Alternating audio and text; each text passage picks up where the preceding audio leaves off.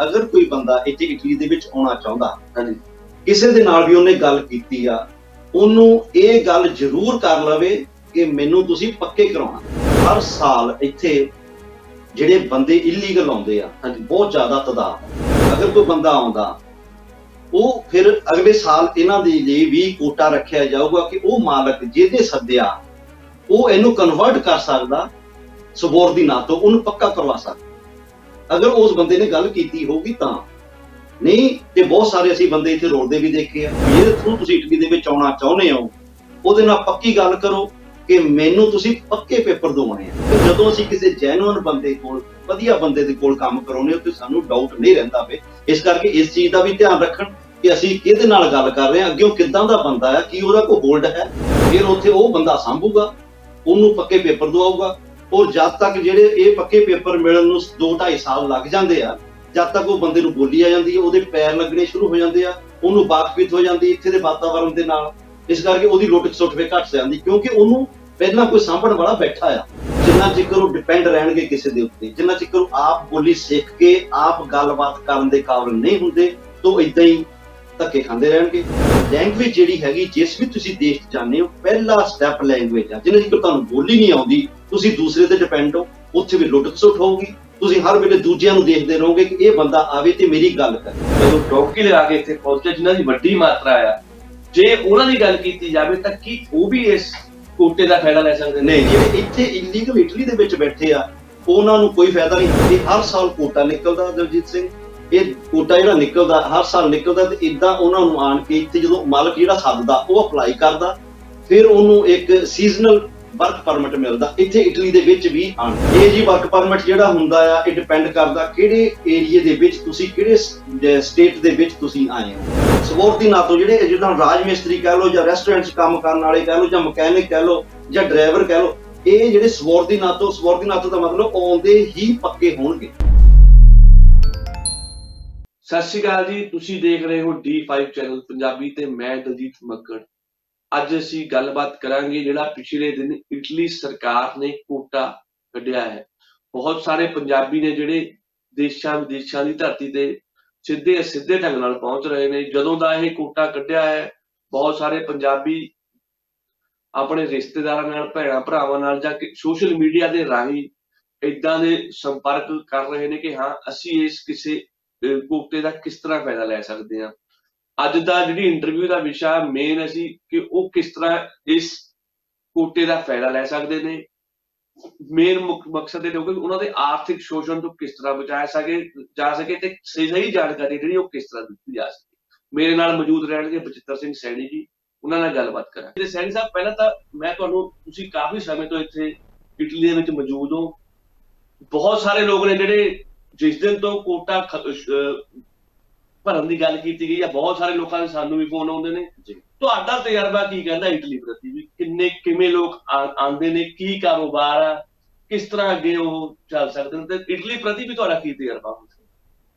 ਦੇਖੋ ਜੀ ਦਲਜੀਤ ਜੀ ਜਿਹੜੀ ਇਟਲੀ ਦੀ ਗੱਲ ਕਰਦੇ ਹੋ ਜਦੋਂ ਅਸੀਂ ਜੇ ਆਪਣੀ ਗੱਲ ਕਰੀਏ ਅਸੀਂ ਕਾਫੀ ਸਮੇਂ ਤੋਂ ਇੱਥੇ ਕਾਫੀ ਸਾਲਾਂ ਤੋਂ ਇੱਥੇ ਬੈਠੇ ਆ। ਇਟਲੀ ਇੱਕ ਵਧੀਆ ਮੁਲਕ ਰਿਹਾ ਆ। ਇਹਨੇ ਬਹੁਤ ਸਾਰੇ ਬਾਹਰੋਂ ਆਉਣ ਵਾਲੇ ਲੋਕਾਂ ਨੂੰ ਸਾਂਭਿਆ। ਜੇ ਅਸੀਂ ਇਹ ਇੰਡੀਆ ਦੀ ਹੀ ਗੱਲ ਕਰੀਏ ਸਿਰਫ ਇੰਡੀਆ ਹੀ ਨਹੀਂ ਦੂਸਰੇ ਦੇਸ਼ਾਂ ਤੋਂ ਵੀ ਆਉਣ ਵਾਲੇ ਜਿੱਦਾਂ ਪਾਕਿਸਤਾਨ ਹੋ ਗਿਆ ਮੋਰੋਕੋ ਹੋ ਗਿਆ ਇਜਿਪਟ ਹੋ ਗਿਆ ਸੈਨੇਗਲ ਹੋ ਗਿਆ ਇਹਨਾਂ ਦੇਸ਼ਾਂ ਤੋਂ ਵੀ ਆਉਣ ਵਾਲਿਆਂ ਨੂੰ ਇਹਨੇ ਬਹੁਤ ਵਧੀਆ ਹੁੰਗਾਰਾ ਭਰਿਆ ਇਸ ਮੁਲਕ ਨੇ।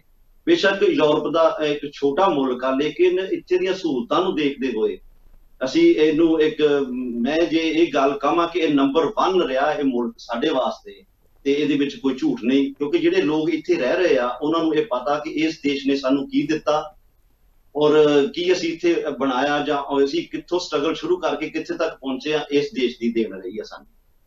ਤੇ ਜੇਕਰ ਆਪਾਂ ਗੱਲਬਾਤ ਕਰ ਲਈਏ ਇਟਲੀ ਸਰਕਾਰ ਨੇ ਜਿਹੜਾ ਪਿਛਲੇ ਦਿਨੀ ਕੋਟਾ ਜਾਰੀ ਕੀਤਾ ਵਾ ਤੁਸੀਂ ਉਹਦੀ ਸਾਡੇ ਦਰਸ਼ਕਾਂ ਨੂੰ ਜਾਣਕਾਰੀ ਦਿਓ ਵੀ ਕਿੰਨਾ ਕੋਟਾ ਇਟਲੀ ਸਰਕਾਰ ਨੇ ਕੱਢਿਆ ਇਸ ਵਾਰ। देखो जी ये जिहड़ा तुसीं कोटे की गल करदे हो ये हर साल जिहड़ा हैगा ये सरकार इत्थे लागू करदी है कोटा क्योंकि जिहड़ी ये सरकार हैगी आ इहने इस साल जो नवी सरकार बनी हैगी आ जॉर्जा मेलोनी दी सरकार हैगी आ इहने कोटा रखिया हैगा 82,705 का 82,705 ਟੋਟਲ ਇਹਨਾਂ ਨੇ ਕੋਟਾ ਰੱਖਿਆ ਆ। ਉਹਦੇ ਵਿੱਚ ਫਿਰ ਕਿਹੜੀ ਜਿਹੜੇ ਹੈਗੇ ਨੇ ਵੀ ਕੌਣ ਪੇਪਰ ਭਰ ਸਕਦੇ ਨੇ, ਕਿਹੜਾ ਕੋਟਾ ਅੱਗੇ ਰੱਖਿਆ? ਜਿਵੇਂ 82,705 ਦਾ ਤਾਂ ਪਤਾ, ਅੱਗੇ ਕਿਹੜੇ ਜਿਹੜੇ ਮਜ਼ਦੂਰ ਨੇ ਜਾਂ ਐਗਰੀਕਲਚਰ ਨਾਲ ਸੰਬੰਧਿਤ ਨੇ ਉਹਨਾਂ ਦਾ ਕੀ ਕੋਟਾ ਰੱਖਿਆ ਵਾ, ਜਾਂ ਕਿਸ ਨਾਲ ਸੰਬੰਧਿਤ ਲੋਕ ਇੱਥੇ ਇਸ ਦਾ ਫਾਇਦਾ ਲੈ ਸਕਦੇ ਨੇ? ਦੇਖੋ ਜੀ, ਐਗਰੀਕਲਚਰ ਦੇ ਵਿੱਚ 44,000 ਇਹਨਾਂ ਨੇ ਰੱਖਿਆ। 82,705 ਦੇ ਵਿੱਚੋਂ 44,000 ਜੋ ਹੈਗਾ ਐਗਰੀਕਲਚਰ ਦਾ ਇਹਨਾਂ ਨੇ ਕੋਟਾ ਰੱਖਿਆ, ਕਿਉਂਕਿ ਇਟਲੀ ਇੱਕ ਖੇਤੀਬਾੜੀ ਪ੍ਰਧਾਨ ਦੇਸ਼ ਆ। ਇਹਦੇ ਵਿੱਚ ਖੇਤੀਬਾੜੀ ਜਿਹੜੀ ਹੈਗੀ ਆ ਸਿਖਰ ਤੇ ਅਸੀਂ ਕਹਿ ਸਕਦੇ ਹਾਂ ਕਿ ਹੁੰਦੀ ਆ। ਇਸ ਕਰਕੇ ਹਰ ਸਾਲ ਇਹੋ ਐਗਰੀਕਲਚਰ ਦਾ ਕੋਟਾ ਜਿਹੜਾ ਰੱਖਿਆ ਜਾਂਦਾ ਕਿ ਜਿਹਦੇ ਵਿੱਚ ਬਾਹਰੋਂ ਆਉਣ ਵਾਲੇ ਜਿਹੜੇ ਹੈਗੇ ਆ ਲੋਕੀ ਉਹ ਇੱਥੇ ਸੀਜ਼ਨ ਦੇ ਤੌਰ ਤੇ ਕੰਮ ਕਰਦੇ ਆ। ਸੀਜ਼ਨ ਜਿਹੜਾ ਹੈਗਾ ਇਹਨਾਂ ਦਾ ਮਾਰਚ ਲਾਸਟ ਤੋਂ ਲਾ ਕੇ ਨਵੰਬਰ ਤੱਕ, ਜਾਂ ਕਹਿ ਲਓ ਕਿ ਦਸੰਬਰ ਤੱਕ ਵੀ ਮੌਸਮ ਦੇ ਉੱਤੇ ਡਿਪੈਂਡ ਕਰਦਾ ਕਿ ਇੱਥੇ ਬਹੁਤ ਜ਼ਿਆਦਾ ਐਗਰੀਕਲਚਰ ਖੇਤੀਬਾੜੀ ਦਾ ਕੰਮ ਕੀਤਾ ਜਾਂਦਾ। ਕਿਉਂਕਿ ਜਿਹੜਾ ਖੇਤੀਬਾੜੀ ਹੈਗੀ ਆ ਇੱਕ ਤਾਂ ਕਵਰਡ ਹੁੰਦੀ ਆ, ਜਿਨ੍ਹਾਂ ਨੂੰ ਅਸੀਂ ਇਟਲੀ ਦੀ ਭਾਸ਼ਾ ਦੇ ਵਿੱਚ ਸੇਰੇ ਕਹਿੰਦੇ, ਲੇਕਿਨ ਉਹ ਪਲਾਸਟਿਕ ਦੇ ਨਾਲ ਜਿਹੜੀ ਉਹ ਕਵਰ ਕੀਤੇ ਹੁੰਦੇ ਆ ਉਹਨਾਂ ਦੇ ਵਿੱਚ ਹੁੰਦੀ ਆ।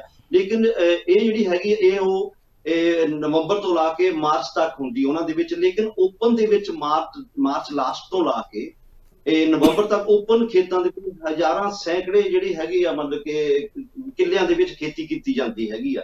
ਇਸ ਕਰਕੇ ਉਹਦੇ ਵਾਸਤੇ ਜੋ ਵਰਕਰ ਹੈਗੇ ਆ, ਲੇਬਰ ਦੀ ਬਹੁਤ ਜ਼ਰੂਰਤ ਪੈਂਦੀ ਆ। ਇਸ ਕਰਕੇ ਇਹਨਾਂ ਨੇ 44,000 ਦਾ ਜੋ ਕੋਟਾ ਹੈਗਾ ਇਹ ਐਗਰੀਕਲਚਰ ਦਾ ਰੱਖਿਆ। ਤੇ ਬਾਕੀ ਜਿਹੜੇ ਹੈਗੇ ਆ, ਜਿਸ ਤਰ੍ਹਾਂ ਕਹਿ ਲਓ ਕਿ 38,705 ਜਿਹੜਾ ਹੈਗਾ ਆ ਉਹ ਕੋਟਾ ਰੱਖਿਆ ਹੈਗਾ ਆ ਜਿਹਦਾ ਰਾਜ ਮਿਸਤਰੀ ਆ, ਜਾਂ ਰੈਸਟੋਰੈਂਟ 'ਚ ਕੰਮ ਕਰਨ ਵਾਲੇ, ਜਾਂ ਉਹਦੇ ਵਿੱਚ ਫਿਰ ਟਰਨਰਸ ਹੈਗੇ, ਮਕੈਨਿਕ ਹੈਗੇ ਆ, ਕੁਛ ਸ਼ਿਪ ਬਣਾਉਣ ਵਾਲੇ, ਦੂਸਰੀਆਂ ਕੈਟੇਗਰੀਜ਼ ਹੈਗੀਆਂ ਜਿਨ੍ਹਾਂ ਨੂੰ ਅਸੀਂ ਨਾ ਛੇੜੀਏ। ਕਿਉਂਕਿ ਜੇ ਮੈਂ ਇੱਥੇ ਗੱਲ ਇੱਕ ਦਿਲਜੀਤ ਕਲੀਅਰ ਕਰ ਦੇਵਾਂ, ਜਿਹੜੀ ਅਸੀਂ ਰਾਜ ਮਿਸਤਰੀਆਂ ਦੀ ਗੱਲ ਕਰੀਏ, ਉਹ ਸਾਡੇ ਦੇਸ਼ ਦੇ ਵਿੱਚੋਂ ਰਾਜ ਮਿਸਤਰੀ ਇੱਥੇ ਨਹੀਂ ਆ ਕੇ ਕੰਮ ਕਰ ਸਕਦੇ, ਕਿਉਂਕਿ ਇੱਥੇ ਬੋਲੀ ਦੀ ਬਹੁਤ ਸਮੱਸਿਆ ਆ। ਬੋਲੀ ਦੀ ਸਮੱਸਿਆ ਹੋਣ ਕਰਕੇ ਉਹ ਇੱਕ ਬਹੁਤ ਟੈਕਨੀਕਲ ਕੰਮ ਹੈਗਾ ਆ। ਉਹ ਜਦੋਂ ਤੁਹਾਨੂੰ ਇੱਕ ਨਕਸ਼ਾ ਸਮਝਾਇਆ ਜਾਣਾ, ਉਹ ਬੋਲੀ ਦੇ ਵਿੱਚ, ਇਟਾਲੀਅਨ ਬੋਲੀ ਦੇ ਵਿੱਚ ਸਮਝਾਇਆ ਜਾਣਾ। ਇਸ ਕਰਕੇ ਅਸੀਂ ਉਹਨੂੰ ਛੱਡ ਦਈਏ, ਅਸੀਂ ਗੱਲ ਕਰੀਏ ਐਗਰੀਕਲਚਰ ਦੀ। ਜਿਹੜਾ ਐਗਰੀਕਲਚਰ ਸਾਡਾ ਵੀ ਇੱਕ ਪੰਜਾਬ ਆ ਜਿੱਥੇ ਹਮੇਸ਼ਾ ਹੀ ਮੰਨਿਆ ਜਾਂਦਾ, ਜਿਵੇਂ ਇਟਲੀ ਇੱਕ ਖੇਤੀਬਾੜੀ ਸੂਬਾ ਪ੍ਰਧਾਨ ਦੇਸ਼ ਆ, ਸਾਡਾ ਭਾਰਤ ਵੀ ਖੇਤੀਬਾੜੀ ਸੂਬਾ ਪ੍ਰਧਾਨ ਦੇਸ਼ ਆ। ਪੰਜਾਬ ਵੀ ਜ਼ਿਆਦਾਤਰ ਖੇਤੀਬਾੜੀ ਨਾਲ ਸੰਬੰਧਿਤ ਕੰਮ ਨੇ। ਕਿਵੇਂ ਪੰਜਾਬੀ ਇਹਦਾ ਫਾਇਦਾ ਲੈ ਸਕਦੇ? ਜੇ ਦੇਖਿਆ ਜਾਵੇ ਪਿਛਲੇ ਸਮੇਂ ਦੇ ਵਿੱਚ ਅਸੀਂ ਇਹ ਕਹਿ ਲਈਏ ਕਿ ਸਾਨੂੰ ਇਸ ਦੇਸ਼ ਦੇ ਵਿੱਚ ਐਗਰੀਕਲਚਰ ਦੇ ਤੌਰ ਦੇ ਉੱਤੇ, ਖੇਤੀਬਾੜੀ ਦੇ ਤੌਰ ਦੇ ਉੱਤੇ ਕੋਈ ਮੁਸ਼ਕਲ ਨਹੀਂ ਆਈ, ਕਿਉਂਕਿ ਅਸੀਂ ਹੰਡਿਓਂ ਆ ਪਿੱਛੇੋਂ ਖੇਤੀਬਾੜੀ ਦੇ ਨਾਲ ਜੁੜੇ ਹੋਣ ਕਰਕੇ ਅਸੀਂ ਬਹੁਤ ਜਲਦੀ ਇੱਥੇ ਐਗਰੀਕਲਚਰ ਦੇ ਵਿੱਚ ਢਲੇ ਹਾਂ। ਔਰ ਇੱਥੇ ਸਭ ਤੋਂ ਇੱਕ ਹੋਰ ਮੈਂ ਗੱਲ ਦੱਸ ਦਵਾਂ, ਹਾਲਾਂਕਿ ਇੱਥੇ ਇਟਾਲੀਅਨ ਲੈਂਗੁਏਜ ਆ, ਲੇਕਿਨ ਜਦੋਂ ਅਸੀਂ ਬੰਦੇ ਉੱਥੋਂ ਨਵੇਂ ਵੀ ਆਉਂਦੇ ਆ, ਉੱਥੇ ਦੇਖਿਆ ਜਾਵੇ ਜਿਹੜਾ ਇੱਕ ਹੈੱਡ ਬੰਦਾ ਹੁੰਦਾ, ਇੱਕ ਮਾਲਕ ਦੇ ਕੋਲ 20 ਬੰਦੇ ਕੰਮ ਕਰ ਰਹੇ ਆ, ਜਾਂ 50 ਬੰਦੇ ਕੰਮ ਕਰ ਰਹੇ, ਜਾਂ 100 200 ਬੰਦਾ ਵੀ ਇੱਕ ਮਾਲਕ ਦੇ ਕੋਲ ਕੰਮ ਕਰ ਰਿਹਾ, ਉਹਨਾਂ ਨੇ ਪੁਰਾਣੇ ਬੰਦਿਆਂ ਨੂੰ ਉੱਥੇ ਹੈੱਡ ਬਣਾ ਦਿੱਤਾ।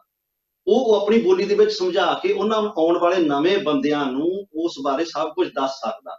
ਇਸ ਕਰਕੇ ਸਭ ਤੋਂ ਇੱਕ ਵਧੀਆ ਗੱਲ ਇੱਥੇ ਇਹ ਵੀ ਹੈਗੀ ਇਟਲੀ ਦੇ ਵਿੱਚ ਕਿ ਸਾਨੂੰ ਕੋਈ ਬੋਲੀ ਹੈ ਤਾਂ ਬਹੁਤ ਇੰਪੋਰਟੈਂਟ ਆ, ਲੇਕਿਨ ਨਵੇਂ ਆਉਣ ਵਾਲੇ ਬੰਦੇ ਨੂੰ ਅੱਗਿਓਂ ਵੀ ਬੰਦਾ ਉਹੀ ਮਿਲਦਾ ਜਿਹੜਾ ਪੰਜਾਬੀ 'ਚ ਗੱਲ ਕਰਦਾ। ਇਸ ਕਰਕੇ ਉਹ ਖੁੱਲ ਕੇ ਆਪਣਾ ਕੰਮ ਕਰ ਸਕਦਾ। ਕਾਫੀ ਜ਼ਿਆਦਾ ਆਪਣੇ ਪੰਜਾਬੀ ਲੋਕਾਂ ਨੇ ਵੀ ਹੁਣ ਖੇਤੀਬਾੜੀ ਦੇ ਜ਼ਮੀਨਾਂ ਦੇ ਆਪਣਾ ਕੰਮ ਸ਼ੁਰੂ ਕਰ ਦਿੱਤਾ, ਜਿਵੇਂ ਠੇਕੇਦਾਰੀ ਸ਼ੁਰੂ ਕਰ ਦਿੱਤੀ। ਤੁਸੀਂ ਜ਼ਿਕਰ ਨਹੀਂ ਕਰਿਆ ਮਾਲਕਾਂ ਲੈ ਕੇ ਬੰਦਾ ਲੈ, ਪਰ ਹੁਣ ਸਾਡੇ ਲੋਕਾਂ ਨੇ ਠੇਕੇ ਤੇ ਜ਼ਮੀਨਾਂ ਲੈ ਕੇ ਵੀ ਬਾਹਰ ਸ਼ੁਰੂ ਕਰਤੇ, ਉਹ ਵੀ ਇਹਦੇ ਵਿੱਚ ਲਾਹਾ ਲੈ ਸਕਦੇ ਨੇ। ਬਿਲਕੁਲ ਜੀ, ਬਿਲਕੁਲ ਲੈ ਸਕਦੇ ਆ, ਕਿਉਂਕਿ ਇਹ ਸਾਰਾ ਰਿਲੇਟਡ ਹੈਗਾ ਐਗਰੀਕਲਚਰ ਦੇ ਨਾਲ। ਹੁਣ ਜਿਹੜੀ ਅਸੀਂ ਇਸ ਕੋਟੇ ਦੀ ਗੱਲ ਕਰਦੇ ਹਾਂ, ਜੇ ਬਾਹਰੋਂ ਆਉਣ ਵਾਲੇ, ਜਾਂ ਅਸੀਂ ਕਹਿ ਲਈਏ ਇੰਡੀਆ ਤੋਂ, ਪੰਜਾਬ ਤੋਂ ਆਉਣ ਵਾਲੇ ਜਿਹੜੇ ਆਪਣੇ ਬੰਦੇ ਹੋਣਗੇ ਨਵੇਂ, ਉਹ ਉਹਨਾਂ ਹੀ ਮਾਲਕਾਂ ਨੇ ਸੱਦੇ ਆ।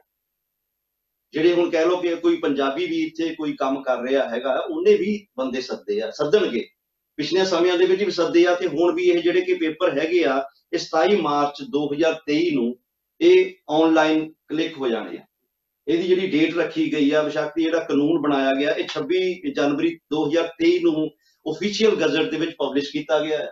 ਇਹਦੇ ਵਿੱਚ ਕੋਟੇ ਰੱਖੇ ਗਏ ਵੀ ਇੰਨੇ ਹਜ਼ਾਰ ਬੰਦਾ ਕਿਹੜੀ ਕੈਟਾਗਰੀ ਦੇ ਵਿੱਚ ਆ ਸਕਦਾ। 44,000 ਦੀ ਅਸੀਂ ਗੱਲ ਕਰ ਚੁੱਕੇ ਹਾਂ ਐਗਰੀਕਲਚਰ ਦੀ, ਤੇ ਇਹ 27 ਮਾਰਚ 2023 ਨੂੰ ਇਹਨੇ ਕਲਿੱਕ ਕਰ ਜਾਣਾ। ਜਿਹੜੇ ਵੀ ਬੰਦਿਆਂ ਨੇ ਸੱਦਣੇ ਆ, ਜਾਂ ਕੋਈ ਇਟਾਲੀਅਨ ਮਾਲਕ ਆ, ਜਾਂ ਕੋਈ ਆਪਣੇ ਪੰਜਾਬੀ ਹੈਗੇ ਆ, ਉਹ ਸਭ ਤਿਆਰੀ 'ਚ ਬੈਠੇ ਆ, ਉਹ ਆਪਣੇ ਲੋਡ ਕਰਕੇ ਬੈਠੇ ਆ। और उस टाइम ਦੇ ਤੇ ਨੇ ਦੂਸਰੇ ਸ਼ਬਦਾਂ 'ਚ ਕਹਾਂ ਵੀ ਏਜੰਟ ਵੀ ਲੁੱਟਣ ਤਿਆਰ ਬੈਠੇ ਨੇ। ਬਿਲਕੁਲ ਜੀ, ਬਿਲਕੁਲ ਬਿਲਕੁਲ। ਇਹਦੇ ਵਿੱਚ ਤਾਂ ਕੋਈ ਅਸੀਂ ਦੋ ਰਾਏ ਨਹੀਂ ਕਹਿ ਸਕਦੇ, ਕਿਉਂਕਿ ਇਹ ਕਾਫੀ ਸਾਲਾਂ ਤੋਂ ਕਹਿ ਲਓ ਕਿ ਪੁਰਾਣਿਆਂ ਸਮਿਆਂ ਤੋਂ ਇਹ ਚੱਲ ਰਿਹਾ ਕਿ ਏਜੰਟਾਂ ਦੇ ਥਰੂ ਹੀ ਇਹੋ ਗਤੀ ਹੋਣੀ ਆ, ਇਸ ਕਰਕੇ ਉਹ ਪੂਰੇ ਤਿਆਰ ਬੈਠੇ ਆ। ਪਿਛਲੇ ਕਾਫੀ ਲੰਬੇ ਸਮੇਂ ਦੇ ਵਿੱਚ ਲੋਕ ਜਦੋਂ ਡੋਬਕੀ ਲਗਾ ਕੇ ਇੱਥੇ ਪਹੁੰਚੇ, ਜਿਨ੍ਹਾਂ ਦੀ ਵੱਡੀ ਮਾਤਰਾ ਆ, ਜੇ ਉਹਨਾਂ ਦੀ ਗੱਲ ਕੀਤੀ ਜਾਵੇ ਤਾਂ ਕੀ ਉਹ ਵੀ ਇਸ ਕੋਟੇ ਦਾ ਫਾਇਦਾ ਲੈ ਸਕਦੇ? ਨਹੀਂ ਜੀ, ਇਹ ਬਿਲਕੁਲ ਨਹੀਂ, ਇਹ ਬਿਲਕੁਲ ਨਹੀਂ। ਇਹ ਸਿਰਫ ਜਿਹੜੇ ਹੈਗੇ ਆ, ਜਦੋਂ ਇਹ ਪੇਪਰ ਅਪਲਾਈ ਹੋਣਗੇ, ਜਿਨ੍ਹਾਂ ਦੇ ਨਿਕਲਣਗੇ ਉਹਨਾਂ ਨੂੰ ਇਹੋ ਵਰਕ ਪਰਮਿਟ ਕਹਿ ਲਓ ਉਹ ਮਿਲੂਗਾ। ਉਹ ਉੱਥੋਂ ਵੀਜ਼ਾ ਲਵਾਉਣਗੇ, ਨਵੀਂ ਦਿੱਲੀ ਅੰਬੈਸੀ, ਇਟਾਲੀਅਨ ਅੰਬੈਸੀ ਤੋਂ ਉਹ ਇੱਥੇ ਆਉਣਗੇ ਤੇ ਉਹੀ ਫਾਇਦਾ ਲੈ ਸਕਦੇ। ਜਿਹੜੇ ਇੱਥੇ ਇਲੀਗਲ ਇਟਲੀ ਦੇ ਵਿੱਚ ਬੈਠੇ ਆ ਉਹਨਾਂ ਨੂੰ ਕੋਈ ਫਾਇਦਾ ਨਹੀਂ। ਹਾਂ, ਇੱਕ ਗੱਲ ਜ਼ਰੂਰ ਹੋ ਸਕਦੀ ਆ, ਮੈਂ ਤੁਹਾਨੂੰ ਇਹਦੇ ਨਾਲ ਜੋੜ ਦੇਵਾਂ ਕਿ ਅਗਰ ਕੋਈ ਇੱਥੇ ਬੰਦਾ ਇਲੀਗਲ ਕੰਮ ਕਰ ਰਿਹਾ, ਹਾਂਜੀ, ਔਰ ਉਹ ਕਿਸੇ ਮਾਲਕ ਦੇ ਨਾਲ ਉਹਦੀ ਸੈਟਿੰਗ ਹੋ ਗਈ ਹੈ, ਜਾਂ ਮਾਲਕ ਉਹਨੂੰ ਕਹਿੰਦਾ ਕਿ ਤੂੰ ਵਧੀਆ ਬੰਦਾ ਆ, ਤੂੰ ਇਲੀਗਲ ਆ, ਮੇਰੇ ਕੋਲ ਕੰਮ ਕਰ ਰਿਹਾ ਤੇ ਮੈਂ ਤੇਰੇ ਪੇਪਰ ਭਰ ਦਿੰਦਾ, ਉਹਦਾ ਲਾਹਾ ਲੈ ਸਕਦੇ ਇਹਦਾ। ਲੇਕਿਨ ਉਹਨੂੰ ਜਦੋਂ ਪੇਪਰ ਨਿਕਲੇ ਉਹਨੂੰ ਇੰਡੀਆ ਵਾਪਸ ਜਾਣਾ ਪੈਣਾ, ਉੱਥੋਂ ਵੀਜ਼ਾ ਲੈ ਕੇ ਫਿਰ ਉਹ ਇਟਲੀ ਦੇ ਵਿੱਚ ਆਊਗਾ। ਔਰ ਪਹਿਲੀ ਵਾਰੀ ਆਉਂਦਿਆਂ ਸਾਰ ਉਹਨੂੰ ਸੀਜ਼ਨਲ ਪਰਮਿਸ਼ਨ ਦੀ ਉਹਨੂੰ ਵਰਕ ਪਰਮਿਟ ਜਿਹੜਾ ਮਿਲਣਾ, ਉਹਨੂੰ ਜਿਹੜਾ ਹੈਗਾ ਆ, ਉਹਨੂੰ ਵਰਕ ਪਰਮਿਟ ਜਿਹੜਾ ਮਿਲਣਾ, ਉਹਨੂੰ ਸੀਜ਼ਨਲ ਤੌਰ ਤੇ ਮਿਲਣਾ। ਇਹ ਹਰ ਸਾਲ ਕੋਟਾ ਨਿਕਲਦਾ ਦਲਜੀਤ ਸਿੰਘ, ਇਹ ਕੋਟਾ ਜਿਹੜਾ ਨਿਕਲਦਾ ਹਰ ਸਾਲ ਨਿਕਲਦਾ। ਤੇ ਇਦਾਂ ਉਹਨਾਂ ਨੂੰ ਆਣ ਕੇ ਇੱਥੇ ਜਦੋਂ ਮਾਲਕ ਜਿਹੜਾ ਸੱਦਦਾ ਉਹ ਅਪਲਾਈ ਕਰਦਾ, ਫਿਰ ਉਹਨੂੰ ਇੱਕ ਸੀਜ਼ਨਲ ਵਰਕ ਪਰਮਿਟ ਮਿਲਦਾ ਇੱਥੇ ਇਟਲੀ ਦੇ ਵਿੱਚ ਵੀ ਆਣ ਕੇ। ਕਿੰਨੇ ਸਮੇਂ ਦਾ ਵਰਕ ਪਰਮਿਟ ਜਿਹੜਾ ਦਿੱਤਾ ਜਾਂਦਾ ਹੈ? ਇਹ ਜੀ ਵਰਕ ਪਰਮਿਟ ਜਿਹੜਾ ਹੁੰਦਾ ਆ, ਇਹ ਡਿਪੈਂਡ ਕਰਦਾ ਕਿਹੜੇ ਏਰੀਏ ਦੇ ਵਿੱਚ ਤੁਸੀਂ, ਕਿਹੜੇ ਸਟੇਟ ਦੇ ਵਿੱਚ ਤੁਸੀਂ ਆਏ ਹੋ ਇੱਥੇ ਇਟਲੀ ਦੇ ਵਿੱਚ। ਅੱਛਾ, ਡਿਪੈਂਡ ਕਰਦਾ ਹਰ ਇੱਕ, ਜਿੱਦਾਂ ਇਟਲੀ ਦੇ ਵਿੱਚ ਲਾ ਲਓ, ਹਰ ਸਟੇਟ ਦੇ ਵਿੱਚ ਹਰ ਡਿਸਟ੍ਰਿਕਟ ਨੂੰ ਕੋਟਾ ਦਿੱਤਾ ਗਿਆ ਹੈ। ਇਹਨਾਂ ਜਿਹੜੇ 44,000 ਕਹਿੰਦੇ ਨਾ ਅਸੀਂ, ਇਹ ਇਟਲੀ ਦੇ ਹਰ ਡਿਸਟ੍ਰਿਕਟ ਨੂੰ ਕੋਟਾ ਦਿੱਤਾ ਗਿਆ। ਜਿਵੇਂ ਆਪਾਂ ਬਰੇਸ਼ੀਆ ਦੇ ਵਿੱਚ ਜਿਹੜਾ ਹੈਗਾ, ਮੈਂ ਐਗਜ਼ਾਮਪਲ ਦੇ ਰਿਹਾ, ਕਿਉਂਕਿ ਜਦੋਂ ਕੋਟੇ ਹੁੰਦੇ ਆ ਨਾ ਜਿਹੜੇ, ਇਹਦਾ ਦੇ ਉੱਤੋਂ ਪਲੱਸ ਹੋ ਜਾਂਦੇ ਆ। ਜੇ ਹੁਣ ਮੈਂ ਕਹਿ ਦਵਾਂ ਕਿ 100 ਦਾ ਕੋਟਾ ਆ, ਉਹ ਤਾਂ 400 ਜਾਂ 500 ਜਾਂ 1000 ਭਰ ਹੋਣਾ ਹੈ। ਲੇਕਿਨ ਦੇਖਣਾ ਹੈ ਉਸ ਵੇਲੇ ਕਿਹੜੇ ਉਹਨਾਂ ਦੀ ਜਿਹੜੀ ਲਾਈਨ ਹੈਗੀ ਆ, ਉਹਨੂੰ ਉਹ ਤੋਂ ਪਹਿਲਾਂ ਅਪਲਾਈ ਹੋ ਜਾਂਦੇ, ਉਹਨਾਂ ਨੂੰ ਉਹਨੇ ਐਕਸੈਪਟ ਕਰਨਾ, ਬਾਕੀਆਂ ਨੂੰ ਉਹਨਾਂ ਨੇ ਨੈਗਲੈਕਟ ਕਰ ਦੇਣਾ। ਇੱਕ ਕਾਫੀ ਜ਼ਿਆਦਾ ਸੋਸ਼ਲ ਮੀਡੀਆ ਤੇ ਰੌਲਾ ਵੀ ਪਿਆ ਸੀ, ਚੈਂਟਰੋ ਇੰਪੇਗੋ ਇਸ ਵਾਰ ਇਹਦੇ ਵਿੱਚ ਆ ਗਈ ਆ। ਕੀ ਮੰਨਦੇ ਹੋ, ਜੇ ਚੈਂਟਰੋ ਇੰਪੇਗੋ ਆ ਗਈ ਹੈ ਤਾਂ ਕੀ ਲੋਕਾਂ ਦਾ ਨੁਕਸਾਨ ਹੈ? ਜੇ ਮੈਂ ਤੁਹਾਨੂੰ ਇਸ ਸਵਾਲ ਤੋਂ ਥੋੜਾ ਜਿਹਾ ਪਿੱਛੇ ਲੈ ਜਾਵਾਂ, ਪਿਛਲੇ ਸਾਲਾਂ ਦੇ ਵਿੱਚ ਜਿਹੜੀ ਚੈਂਟਰੋ ਇੰਪੇਗੋ, ਹੋ ਸਕਦਾ ਕਿ ਇਸ ਵੇਲੇ ਗੱਲ ਬਹੁਤ ਉੱਡੀ ਆ, ਕਿਉਂਕਿ ਸਾਡੇ ਵਿੱਚ ਇੱਕ ਥੋੜਾ ਇਹ ਹੋ ਜਾਂਦਾ ਕਿ ਜਦੋਂ ਕੋਈ ਗੱਲ ਆਉਂਦੀ ਅਸੀਂ ਉਹਨੂੰ ਬਹੁਤ ਪਪੂਲਰ ਕਰ ਦਿੰਦੇ ਹਾਂ, ਲੇਕਿਨ ਉਹਦੀ ਪਿੱਛੇ ਬੈਕਗਰਾਉਂਡ ਕੀ ਉਹ ਤੱਕ ਨਹੀਂ ਪਹੁੰਚਦੇ। ਮੈਂ ਤੁਹਾਨੂੰ ਇਹ ਜਿਹੜਾ ਚੈਂਟਰੋ ਇੰਪੇਗੋ ਆ ਨਾ ਦਲਜੀਤ ਸਿੰਘ, ਇਹ 90, 91, 92 ਦੇ ਵਿੱਚ ਵੀ ਬੰਦੇ ਏਦਾਂ ਹੀ ਆਉਂਦੇ ਰਹੇ ਆ। ਉਦੋਂ ਇਹ ਇੰਨਾ ਲੈਵਲ ਜਿੱਦਾਂ ਹੁਣ ਹਾਈ ਹੋ ਗਿਆ ਨਾ, ਉਦੋਂ ਇੰਨਾ ਇਹ ਜਿਹੜਾ ਸੀਗਾ ਲੈਵਲ ਬਹੁਤ ਘੱਟ ਸੀ, ਬਹੁਤ ਘੱਟ ਮਾਲਕਾਂ ਨੂੰ ਪਤਾ ਸੀ ਕਿ ਅਸੀਂ ਏਦਾਂ ਵੀ ਬੰਦਾ ਸੱਦ ਸਕਦੇ ਹਾਂ ਸੀਜ਼ਨਲ ਤੌਰ ਦੇ ਉੱਤੇ। ਠੀਕ ਹੈ, ਇਹ ਉਦੋਂ ਵੀ ਸੀ। ਔਰ ਉਦੋਂ ਜਿਹੜਾ ਸੀਗਾ ਇਹ ਚੈਂਟਰੋ ਦੀ ਇੰਪੇਗੋ, ਜਿਹਨੂੰ ਅਸੀਂ ਕਹਿ ਦਿੰਦੇ ਆ ਐਮਪਲੋਇਮੈਂਟ ਐਕਸਚੇਂਜ, ਜਿਹਨੂੰ ਕਹਿ ਦਈਏ ਅਸੀਂ। ਚੈਂਟਰੋ ਦੀ ਇੰਪੇਗੋ ਤਾਂ ਇਟਾਲੀਅਨ ਲੱਭ ਜਾਏਗਾ, ਐਮਪਲੋਇਮੈਂਟ ਐਕਸਚੇਂਜ ਜਿਹੜੀ ਹੈਗੀ ਆ, ਉਹਦੇ ਵਿੱਚ ਉਹ ਜਦੋਂ ਐਪਲੀਕੇਸ਼ਨ ਦਿੰਦਾ ਸੀਗਾ, ਉਹ ਫਿਰ ਉਹਨੂੰ ਸਿਲੈਕਟ ਕਰਦੀ ਸੀਗੀ ਕਿ ਉਹ ਕਹਿੰਦੇ ਸੀਗੇ ਕਿ ਇਹ ਬੰਦਾ ਜਿਹੜਾ ਇੱਥੇ ਨੂੰ ਤੈਨੂੰ ਮਿਲ ਸਕਦਾ, ਠੀਕ ਹੈ ਜੀ, ਤੁਸੀਂ ਬਜਾਏ ਕਿ ਬਾਹਰੋਂ ਮੰਗਾਉਣ ਦੇ ਤੁਸੀਂ ਇਟਲੀ ਦੇ ਵਿੱਚੋਂ ਬੰਦਾ ਲਾਓ। ਤਾਂ ਉਹ ਫਿਰ ਇਹ ਕਹਿੰਦਾ ਸੀਗਾ ਕਿ ਇਹ ਜਿਹੜੇ ਬੰਦੇ ਮੇਰੇ ਕੋਲ ਆ ਰਹੇ ਆ, ਇਹ ਮੈਨੂੰ ਮੇਰੇ ਵਾਸਤੇ ਸਹੀ ਨਹੀਂ। ਇਹ ਸਹੀ, ਮੇਰੇ ਕੋਲ 1 ਮਹੀਨਾ ਲਾਉਂਦੇ ਆ ਚੱਲ ਜਾਂਦੇ ਆ, 2 ਮਹੀਨੇ ਲਾਉਂਦੇ ਚੱਲ ਜਾਂਦੇ, ਮੈਨੂੰ ਤਾਂ ਇੱਕ ਪਰਮਾਨੈਂਟ ਬੰਦਾ ਚਾਹੀਦਾ। ਇਸ ਕਰਕੇ ਉਹ ਇਹਨੂੰ ਫਿਰ ਓਕੇ ਕਰਕੇ ਤਾਂ ਫਿਰ ਉਹਨੂੰ ਵੀਜ਼ਾ, ਉਹ ਵਰਕ ਪਰਮਿਟ ਦਿੰਦੇ ਸੀਗੇ, ਤਾਂ ਫਿਰ ਉਹ ਉੱਥੋਂ ਬੰਦਾ ਆਉਂਦਾ ਸੀਗਾ। ਹੁਣ ਇਸ ਸਾਲ ਵੀ ਜਿਹੜੇ ਚੈਂਟਰੋ ਦੀ ਇੰਪੇਗੋ ਦੀ ਐਮਪਲੋਇਮੈਂਟ ਐਕਸਚੇਂਜ ਦੀ ਤੁਸੀਂ ਗੱਲ ਕਰਦੇ ਹੋ, ਇਹ ਜਿਹੜੇ ਹੈਗੇ ਸਬੋਰਡੀਨਾਤੋ ਔਰ ਸਟੈਜੋਨਾਲੇ ਦੇ ਵਿੱਚ ਇਹਨਾਂ ਨੇ ਡਿਵਾਈਡ ਕੀਤਾ।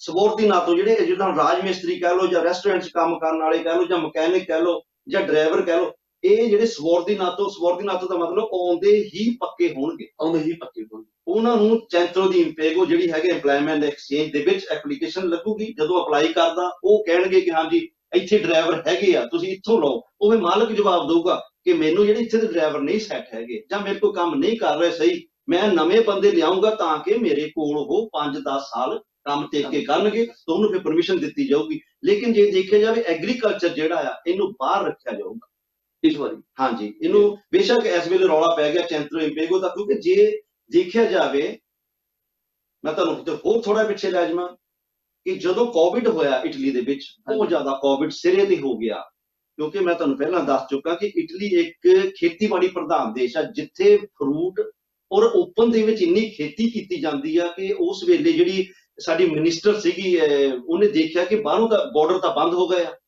ਬਾਹਰੋਂ ਤਾਂ ਬੰਦੇ ਆ ਹੀ ਨਹੀਂ ਰਹੇ। ਉਸ ਵੇਲੇ ਉਹਨੇ ਪਾਰਲੀਮੈਂਟ ਦੇ ਵਿੱਚ ਇੱਕ ਗੁਹਾਰ ਲਾਈ ਸੀ ਕਿ ਮੈਨੂੰ ਪਰਮਿਸ਼ਨ ਦਿੱਤੀ ਜਾਵੇ, ਕਿਉਂਕਿ ਨਹੀਂ ਤੇ ਜਿੰਨਾ ਵੀ ਫਰੂਟ ਆ, ਜਿੰਨੀ ਫਸਲ ਆ, ਉਹ ਸਾਰੀ ਖੇਤਾਂ ਦੇ ਵਿੱਚ ਸੜ ਜਾਊਗੀ। ਇਸ ਕਰਕੇ ਉਸ ਵੇਲੇ ਉਹਨੂੰ ਪਰਮਿਸ਼ਨ ਦਿੱਤੀ ਗਈ ਸੀਗੀ। ਇਸ ਕਰਕੇ ਹੁਣ ਜਿਹੜੀ ਹੈਗੀ ਇਸ ਵੇਲੇ ਜੇ ਦੇਖਿਆ ਜਾਵੇ, ਜੇ ਕਾਰਗਿਲ ਐਗਰੀਕਲਚਰ ਦੇ ਵਿੱਚ ਅਗਰ ਇਹ ਚੈਂਤਰੋ ਦੀ ਇੰਪੇਗੋ ਜਾਂ ਐਮਪਲੋਇਮੈਂਟ ਐਕਸਚੇਂਜ ਨੂੰ ਬਾੜ ਦੇਣਗੇ, ਹੁਣ ਸਪੋਜ਼ ਕਰ ਲਓ 27 ਮਾਰਚ ਨੂੰ ਤੁਹਾਡੀ ਐਪਲੀਕੇਸ਼ਨ ਆਨਲਾਈਨ ਚਲਾ ਗਿਆ, ਔਰ ਅਗਰ ਉੱਥੇ ਆਫਿਸ ਜਿਹੜਾ ਹੈਗਾ ਐਮਪਲੋਇਮੈਂਟ ਐਕਸਚੇਂਜ ਹੈਗੀ ਹੈ, ਜੇ ਉਹਨੂੰ ਵੈਰੀਫਾਈ ਕਰਨ ਲੱਗੇ ਇਹਨੂੰ ਤਾਂ ਮਹੀਨੇ ਲੱਗ ਜਾਣਗੇ। ਹਾਂਜੀ, ਇਸ ਕਰਕੇ ਇਹਦੇ ਤੇ ਲਾਗੂ ਨਹੀਂ ਹੋਣਾ। ਇਹ ਤਾਂ ਜਿੱਦਾਂ ਹਰ ਸਾਲ ਹੁੰਦੀ ਰਹੀ ਆ, ਉੱਥੇ ਤੁਸੀਂ ਐਪਲੀਕੇਸ਼ਨ ਲਾਈ ਔਰ ਇੱਥੇ ਦੇ ਜਿਹੜੇ ਹੈਗੇ ਆ ਡਿਪਾਰਟਮੈਂਟ ਜਿਹੜੇ ਰਿਲੇਟਿਡ ਆ, ਜਿਨ੍ਹਾਂ ਨੇ ਪਰਮਿਸ਼ਨ ਦੇਣੀ, ਉਹ ਸਿੱਧੀ ਪਰਮਿਸ਼ਨ ਦੇਣਗੇ ਤੇ ਬੰਦੇ ਆਉਣਗੇ, ਤਾਂ ਕਿ ਆਉਣ ਵਾਲੇ ਸਮੇਂ ਦੇ ਵਿੱਚ ਮਈ ਦੇ ਵਿੱਚ, ਜੂਨ, ਜੁਲਾਈ, ਅਗਸਤ, ਜਦੋਂ ਕਿ ਐਨ ਭਰਵਾਂ ਸੀਜ਼ਨ ਹੁੰਦਾ, ਉਹ ਆ ਕੇ ਆਪਣਾ ਕੰਮ ਕਰ ਸਕਣ। ਇਸ ਕਰਕੇ ਇਹ ਬੇਸ਼ੱਕ ਰੌਲਾ ਪੈ ਗਿਆ ਚੈਂਤਰੋ ਦੀ ਇੰਪੇਗੋ ਦਾ, ਪਰ ਇਹ ਐਗਰੀਕਲਚਰ ਨੂੰ ਬਾਹਰ ਰੱਖਿਆ ਜਾਊਗਾ। ਸਰ, ਕਾਫੀ ਜ਼ਿਆਦਾ ਜੌਬਸ ਨੇ ਜਿਹੜੀਆਂ ਘੱਟ ਨੇ, ਕਿਉਂਕਿ ਖਾਸ ਕਰਕੇ ਕੱਚੇ ਬੰਦਿਆਂ ਲਈ, ਕਿਉਂਕਿ ਇਸ ਵਾਰ ਬਹੁਤ ਜ਼ਿਆਦਾ ਨੌਕਰੀ ਲਗਾ ਕੇ ਆ ਚੁੱਕੇ ਨੇ ਜੀ। ਤੁਹਾਨੂੰ ਲੱਗਦਾ ਵੀ ਇਟਲੀ ਸਰਕਾਰ ਨੂੰ ਇੱਥੇ ਹੀ ਜਿਹੜੇ ਰਹਿੰਦੇ ਸੀ ਉਹਨਾਂ ਨੂੰ ਹੀ ਪੱਕਾ ਕਰ ਦੇਣਾ ਚਾਹੀਦਾ, ਜਾਂ ਉਹਨਾਂ ਨੂੰ ਹੀ ਕੰਮਕਾਰਾਂ ਤੇ ਦੇ ਦੇਣਾ ਚਾਹੀਦਾ ਸੀਗਾ? ਕੀ ਮੰਨਣਾ ਤੁਹਾਡਾ? ਜਿਹੜੀ ਤੁਸੀਂ ਇਹ ਗੱਲ ਕਰਦੇ ਹੋ ਨਾ, ਹਰ ਸਾਲ ਇੱਥੇ ਜਿਹੜੇ ਬੰਦੇ ਇਲੀਗਲ ਆਉਂਦੇ ਆ, ਬਹੁਤ ਜ਼ਿਆਦਾ ਤਾਦਾਦ ਆ। ਜਿਹੜੀ ਪਿਛਲੀ ਇੱਥੇ ਪੇਪਰ ਖੋਲੇ ਗਏ ਸੀ 8 ਸਾਲ ਬਾਅਦ ਖੋਲੇ ਗਏ ਸੀਗੇ, ਜਿਹੜੇ 2020 ਦੇ ਵਿੱਚ ਇਟਲੀ ਦੇ ਵਿੱਚ ਜਿਹੜੇ ਇਲੀਗਲ ਬੰਦੇ ਸੀ, ਉਹਨਾਂ ਨੂੰ ਪੱਕੇ ਕਰਨ ਵਾਸਤੇ 8 ਸਾਲ ਬਾਅਦ ਖੋਲੇ ਗਏ ਸੀਗੇ। ਹੁਣ ਇਹ ਦੇਖਣਾ ਕਿ ਕੀ ਜਿਹੜੀ ਨਵੀਂ ਇਹ ਇਸ ਮਸਲੇ ਨਾਲ ਗੱਲਬਾਤ ਕਰਦੀ ਆ ਜਾਂ ਨਹੀਂ, ਕਿ ਅਜੇ ਤੱਕ ਇਹਦੇ ਬਾਰੇ ਕੁਝ ਵੀ ਫੈਸਲਾ ਨਹੀਂ ਲਿਆ ਕਿ ਉਹ ਜਿਹੜੇ ਇਲੀਗਲ ਬੈਠੇ ਹੈਗੇ ਉਹਨਾਂ ਨੂੰ ਪੱਕੇ ਕਰਨਗੇ ਜਾਂ ਨਹੀਂ ਕਰਨਗੇ। ਮੈਂ ਇੱਥੇ ਤੁਹਾਨੂੰ ਦੱਸ ਦਿਆਂ ਕਿ ਹਜੇ ਤੱਕ ਜਿਹੜੇ ਪਿਛਲੇ ਅਪਲਾਈ ਹੋਏ ਸੀਗੇ ਇੱਥੇ ਇਟਲੀ ਦੇ ਵਿੱਚ ਪੇਪਰ ਜਿਹੜੇ ਇਲੀਗਲ ਬੰਦਿਆਂ ਵਾਸਤੇ, ਉਹ ਵੀ ਨਹੀਂ ਹਲੇ ਮਿਲ ਪਾ ਰਹੇ। ਅੱਛਾ, ਉਹ ਵੀ ਬਹੁਤ ਡਿਲੇ, ਬਹੁਤ ਸਲੋ ਚੱਲ ਰਿਹਾ ਕੰਮ। ਔਰ ਇਸ ਕਰਕੇ ਸਰਕਾਰ ਦਾ ਇਹਦੇ ਵੱਲ ਕੋਈ ਰੁਝਾਨ ਨਹੀਂਗਾ। ਹਾਂ, ਅਸੀਂ ਸਿਰਫ ਇਸ ਵੇਲੇ ਗੱਲ ਕਰਾਂਗੇ ਜਿਹੜੀ ਸੀਜ਼ਨਲ। ਜੇਕਰ ਗੱਲ ਕੀਤੀ ਜਾਵੇ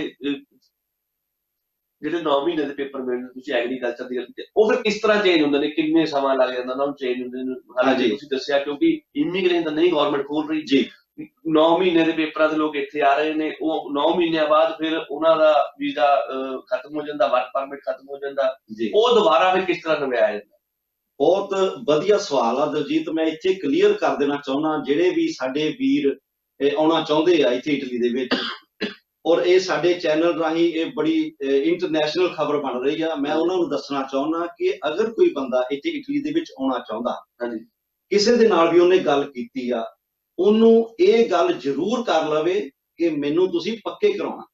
ਠੀਕ ਹੈ ਜੀ। ਜਿਹੜੇ ਸਾਡੇ ਦੇਖਣ ਦੇ ਵਿੱਚ ਗੱਲ ਆਈ ਆ ਕਿ ਬਹੁਤ ਸਾਰੇ ਆਪਣੇ ਨੌਜਵਾਨ ਵੀਰ ਖਰਾਬ ਹੁੰਦੇ ਇੱਥੇ ਆਣ ਕੇ, ਕਿਉਂਕਿ ਉੱਥੇ ਗੱਲ ਕੁਝ ਹੋਰ ਹੁੰਦੀ ਆ, ਇੱਥੇ ਆ ਕੇ ਕੁਝ ਹੋਰ ਹੋ ਜਾਂਦੀ ਆ। ਸੋ ਜਿਹਦੇ ਨਾਲ ਵੀ ਗੱਲ ਕਰਨ, ਉਹ ਜਿਹਦੇ ਨਾਲ ਵੀ ਉਹਨਾਂ ਦਾ ਤਾਲਮੇਲ ਆ, ਉਹਨੂੰ ਇਹ ਜ਼ਰੂਰ ਕਰਨ ਕਿ ਮੈਨੂੰ ਪੱਕਾ ਕਰਾਉਣਾ, ਸਿਰਫ ਸੀਜ਼ਨਲ ਹੀ ਨਾ ਬਣ ਕੇ ਰਹਿ ਜਾਵਾਂ। ਲੋਕ ਮੈਂ ਤੁਹਾਨੂੰ ਇੱਥੇ ਇਹ ਜਵਾਬ ਦੇਣਾ ਕਿ ਕਿੱਦਾਂ ਪੱਕੇ ਹੋਣੇ ਆ।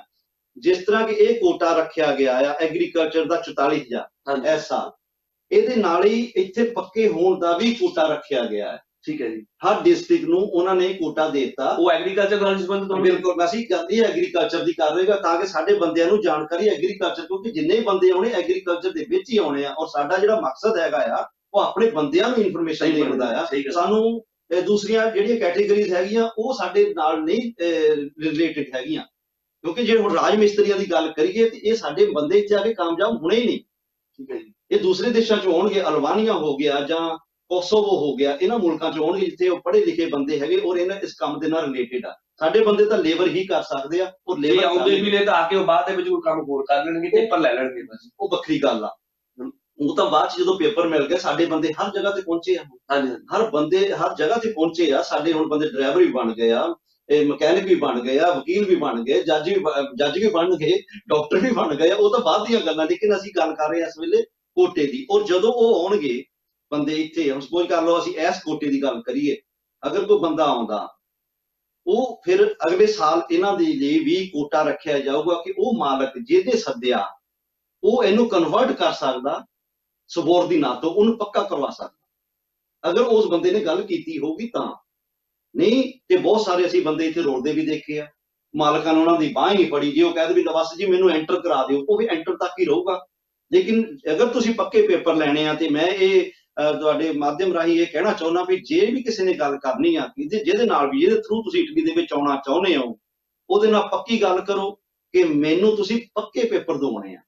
ਉਹ ਫਿਰ ਜਿਸ ਤਰ੍ਹਾਂ ਹੁਣ ਇਹ ਕੋਟਾ ਹੈਗਾ ਆ 44,000 ਦਾ, ਤੇ ਇਹਦੇ ਨਾਲ ਇੱਕ ਕੋਟਾ ਉਹ ਵੀ ਰੱਖਿਆ ਗਿਆ ਹੈਗਾ ਆ, ਉਹ ਹਲੇ ਬਾਹਰ ਆਉਣਾ ਆ, ਤੇ ਉਹਦੇ ਬਾਰੇ ਉਹ ਫਿਰ ਜਿਹੜਾ ਮਾਲਕ ਨੇ ਸੱਦਿਆ ਉਹ ਉਹਨੂੰ ਆਪਣੇ ਵਿਹਾਰ ਦੇ ਨਾਲ ਉਹਨੂੰ ਪੱਕਾ ਕਰਵਾਊਗਾ।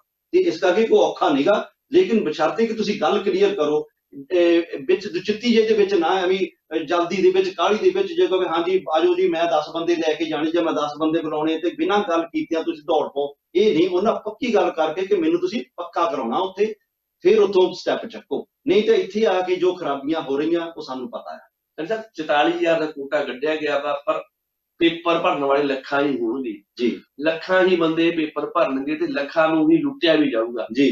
ਜੇ ਮੈਂ ਦੂਸਰੇ ਸ਼ਬਦਾਂ ਕਹਾਂ, ਕਿਉਂਕਿ ਮੈਂ ਪਿੱਛੇ ਜੇ ਮੈਨੂੰ ਕਈ ਕਾਲ ਏਦਾਂ ਦੀ ਆਉਂਦੀਆਂ ਨੇ ਕਿ ਸਰ ਅਸੀਂ ਪੇਪਰ ਭਰੇ ਸਾਡੇ ਨਿਕਲੇ ਨਹੀਂ, 7 ਏਜੰਟ ਨੇ 500 ਜਾਂ 1000 ਯੂਰੋ ਲੈ ਲਿਆ, ਸਾਨੂੰ ਇੱਕ ਰਸੀਪਟ ਜਿਹਨੂੰ ਇੱਥੇ ਰਿਸ਼ੀਵੁਤਾ ਕਿਹਾ ਜਾਂਦਾ ਉਹ ਦੇ ਦਿੱਤੀ ਗਈ, ਉਹ ਅਸੀਂ ਕਿੱਦਾਂ ਚੈੱਕ ਕਰਾਈਏ ਵੀ ਉਹ ਅਸਲੀ ਹੈ ਜਾਂ ਨਕਲੀ ਆ ਜੀ? ਕਿਉਂਕਿ ਉਹ ਜਿਹਨੇ ਭਰਿਆ ਹੁੰਦਾ ਜ਼ਿਆਦਾ ਤਾਂ ਸਪੀਡ ਰਾਹੀਂ ਨਿਕਲਦਾ ਜੀ। ਕੀ ਕਹੋਗੇ ਅਜਿਹੇ ਲੋਕ ਜਿਹੜੇ ਲੁੱਟੇ ਜਾ ਰਹੇ ਨੇ ਉਹਨਾਂ ਬਾਰੇ?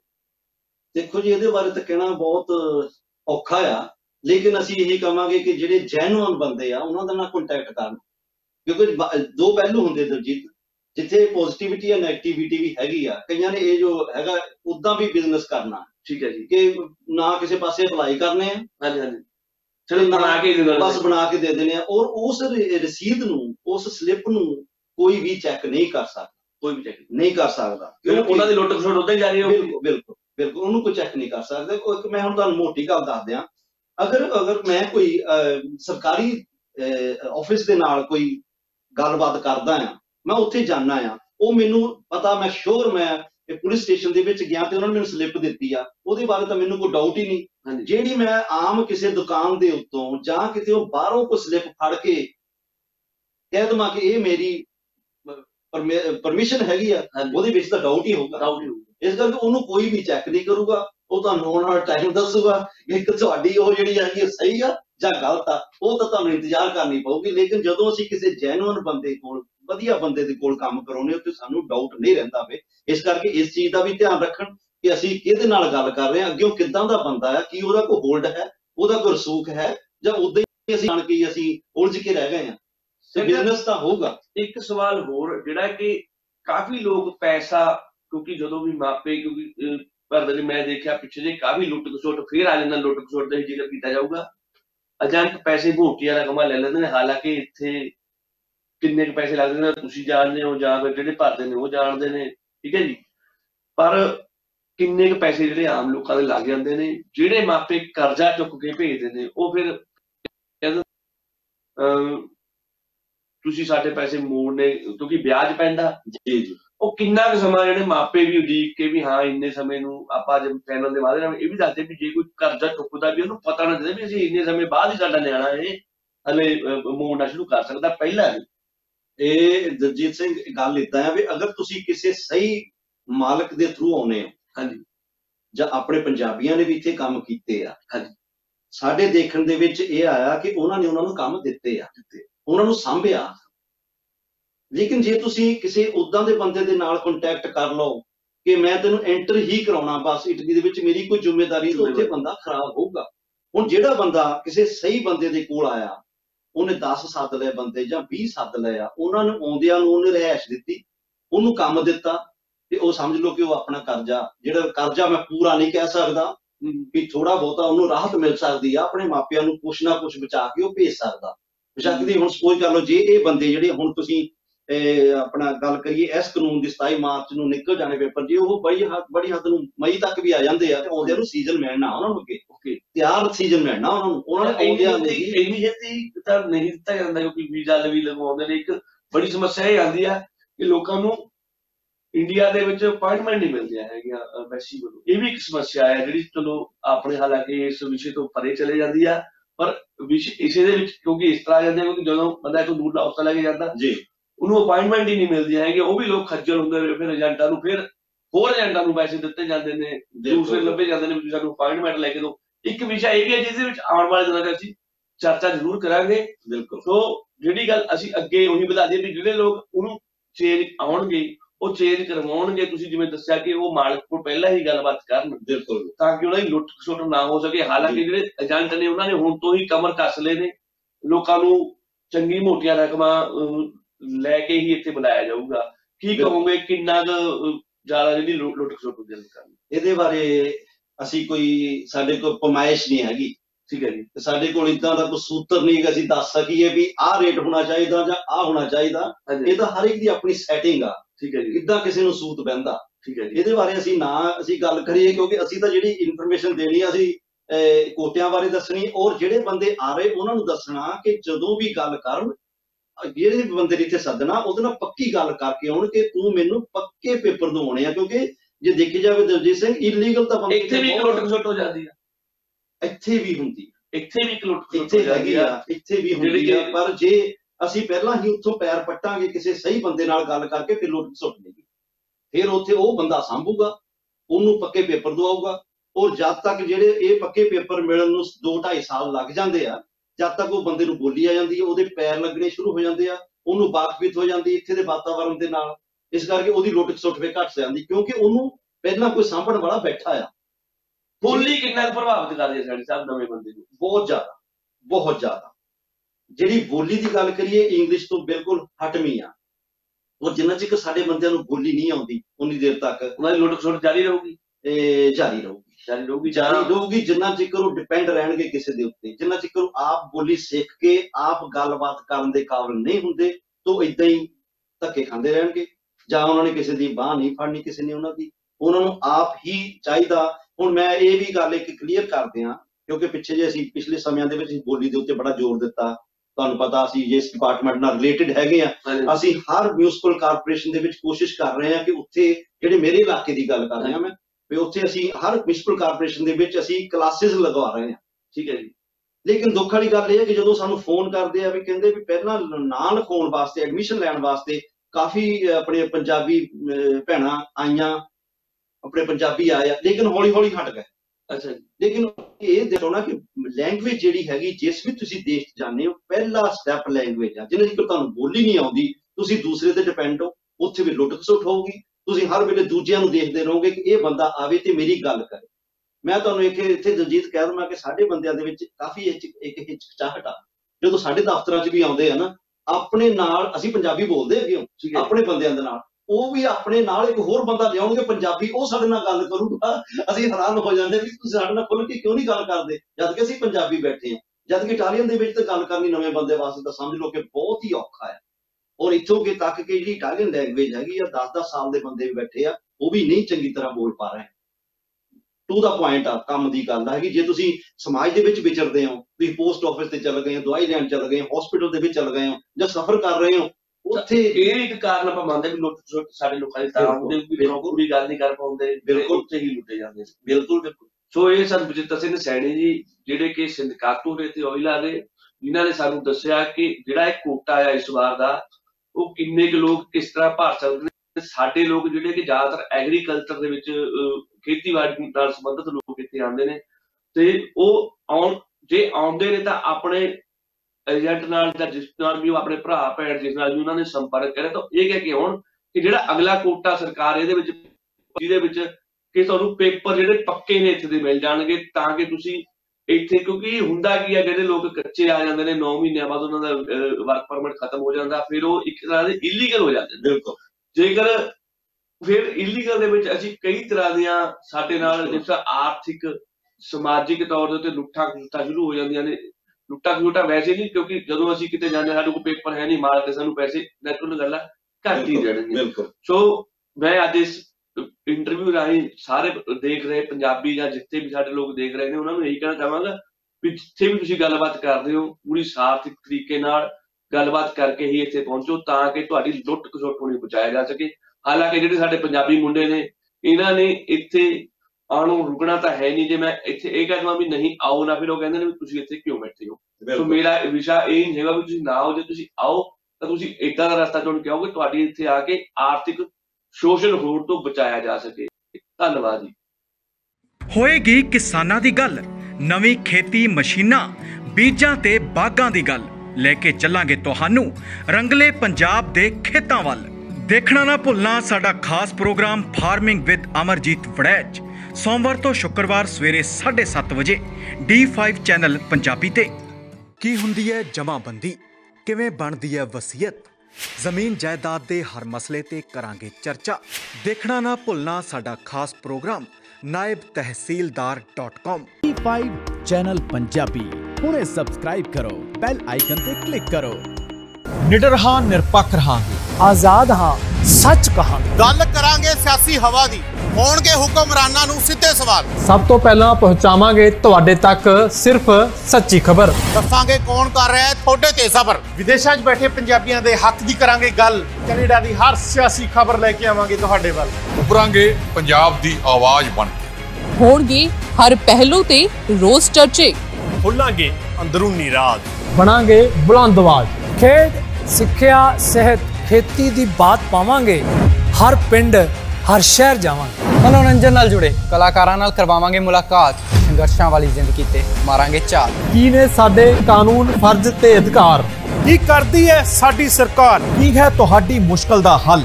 D5 ਚੈਨਲ ਪੰਜਾਬੀ ਦੀ ਕਚਹਿਰੀ 'ਚ ਹੋਵੇਗੀ सिर्फ लोकां दी गल। धर्म, धरोहर, सेहत और संस्कृति की होगी बात। अब D5 चैनल हिंदी भी होगा सर। D5 चैनल पंजाबी, अपनी धरती, अपने लोक।